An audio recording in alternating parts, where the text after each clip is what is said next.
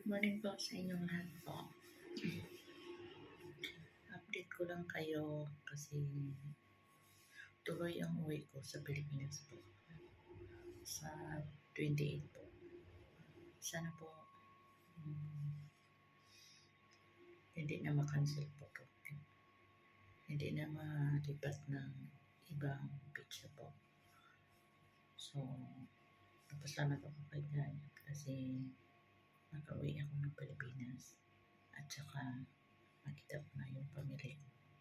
Sana po kayo din, mga kabayan ko dito sa Qatar po, makauwi na din, makita yung pamilya ninyo at makasama ninyo. Kahit isang buwan lang, masaya na tayong OFW, makasama natin ang pamilya natin. So, God bless you, mga kabayan ko, nandito sa Qatar po. Ang hirap na malayo tayo sa pamilya natin at super hirap kasi dami kong pinagdaanan sa buhay ko dito. At kailangan ko din lumaban para ko sa sarili ko. Ito na ang laban ko na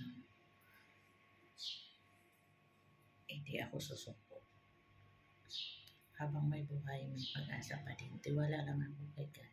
Walang nakakaalam kung sino, kundi si God lang.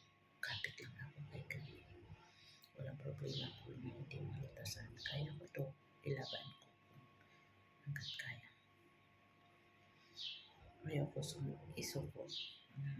Susuko ako, napagod ako kasi mahirap po na sa pinesta. Diba? Mahirap talaga. So, mag-ingat kayo mga kapatid ko. See you soon. I love you. Uwi na ako ng Pinas. Salamat sa inyo lahat. At God bless you, everyone. See you soon, my love.